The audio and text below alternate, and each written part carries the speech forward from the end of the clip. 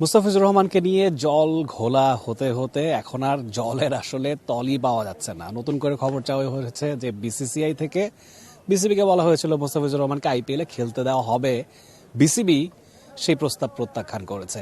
নাবিল কায়সার, এই যে ঘটনার চাউর হলো, দৈনিক কালের কণ্ঠের রিপোর্ট, বিসিবি পরিচালক যিনি কিনা আসলে নাম পরিচয় প্রকাশ করতে চাননি তিনি জানিয়েছেন কালের কণ্ঠকে বিসিসিআই থেকে এমন প্রস্তাব ছিল, বিসিবি সেটা নাকচ করে দিয়েছে।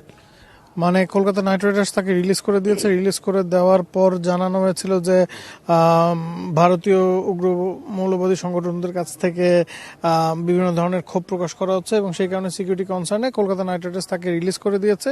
এরপর কি হয়েছে আমরা সবাই জানি।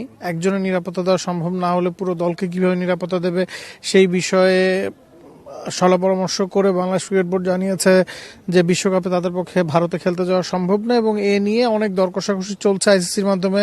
বিসিসিআই থেকে একরকম রিপোর্ট আসছে, বিসিবি থেকে একরকমের কথাবার্তা শোনা যাচ্ছে, কোনো কিছুই আসলে ফয়সালা হয়নি। এবং সবশেষ খবর হচ্ছে যে গতকালকে মুস্তাফিজুর রহমানকে আবারও আইপিএল খেলার জন্য বাংলাদেশ ক্রিকেট বোর্ডের কাছে পারমিশন চাওয়া হয়েছে, সেটা নাকচ করে দেওয়া হয়েছে। এখন ব্যাপার হচ্ছে বাংলাদেশ ক্রিকেট বোর্ড তো মুস্তাফিজকে এনওসি দিয়েছিল। বাংলাদেশের যে সিরিজ একটা মাঝখানে আছে, ওই 8 দিন বাদে বাকি পুরোটা সময়ের জন্য এনওসি দিয়েছিল। যখন কলকাতা তাকে রিলিজ করে দেয় তখনই বিসিসিআই এনওসিটা খারিজ করে দেয়। তখন আবার কথা হয়েছে যে ক্রিকেটারকে নেওয়াই হচ্ছে না তার এনওসি কেন খারিজ করা হয়েছে। এ কারণেই খারিজ করা হয়েছিল যে এই ধরনের সমস্যা যাতে পড়তে না হয়, সে কারণে আসলে খারিজটা করা হয়েছে। এবং এখন যেহেতু মুস্তাফিজের এনওসি নাই, কলকাতা আবার তাকে নিতে চাইলে বা বিসিসিআই বা আইপিএল কর্তৃপক্ষ তাকে আবার খেলাতে চাইলে ক্রিকেট বোর্ডের এনওসি প্রয়োজন। এনওসিটা বিসিবি তখন বাতিল করে দিয়েছে এবং এখন জানিয়েছে ইটস টু লেট, এখন আর এটা দেওয়া সম্ভব না। এবং ওই বোর্ড পরিচালকও বলেছেন যে আপনি ইনিংস ডিক্লেয়ার করে আবার ব্যাটিং করতে চাইতে পারেন না। এবং এখন বিষয়টা আর ক্রিকেট বোর্ডের মধ্যে সীমাবদ্ধ না, এখানে সরকারি হস্তক্ষেপও আসলে হয়ে গেছে। সে কারণেই এটা আর এখন খুবই কমপ্লিকেটেড ম্যাটার।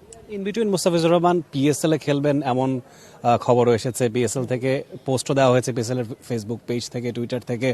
তো এটা তো ক্লিয়ার যে ওই সময়টাতে যেহেতু একই টাইমে পিএসএল এবং আইপিএল চলবে, আপনি তো অ্যাট এ টাইম দুটো ফ্র্যাঞ্চাইজিতে খেলতে পারছেন না। না, এখন যখন আইপিএল থেকে তাকে বাদ দেওয়া হয়েছে তখন তো তার হাতে অফুরন্ত সময়, সেই সময় পিএসএল হবে, তিনি পিএসএল এর নাম লিখেছেন এবং পাকিস্তান তাকে চাইছে পিএসএল এ তিনি খেলুক এবং তার নাম নিবন্ধন করা হয়েছে। কোন দলে খেলবেন সেটা এখনো নিশ্চিত হয়নি, তবে পিএসএল এ তিনি দল পাবেন এটা মোটামুটি নিশ্চিত।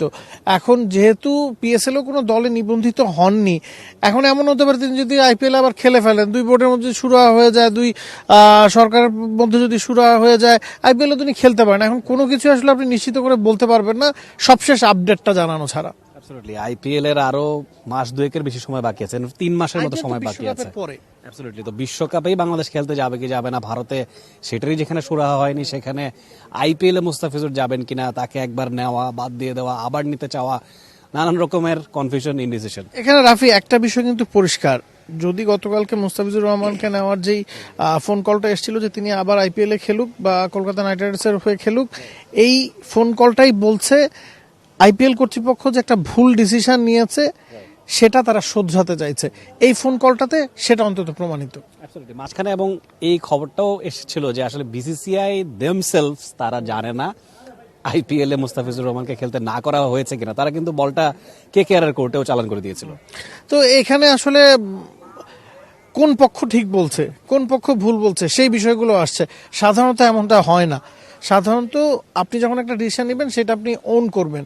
এখানে জিনিসটা এতটাই জটিল হয়ে গেছে, বাংলাদেশ যখন জানিয়েছে যে বিশ্বকাপ তারা খেলতে যাবে না, তখন কিন্তু ওই যে বল ঠেলাঠেলি শুরু হয়ে গেছে যে দোষটা কার, দোষ এড়ানোর একটা প্রক্রিয়াও আমরা দেখতে পাচ্ছি।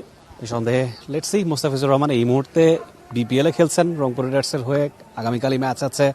বিপিএল এবং মুস্তাফিজুর রহমান সবকিছু নিয়ে খবরাখবর শুনতে পাবেন টি স্পোর্টসে, দেখতে পাবেন খেলা, সঙ্গে থাকবেন সবসময় টি স্পোর্টসের, এই প্রত্যাশা থাকছে। For more updates, subscribe to our YouTube channel and click on the bell icon. Follow us on Facebook and Instagram. Download T Sports app to enjoy exciting games and highlights. Visit tsports.com.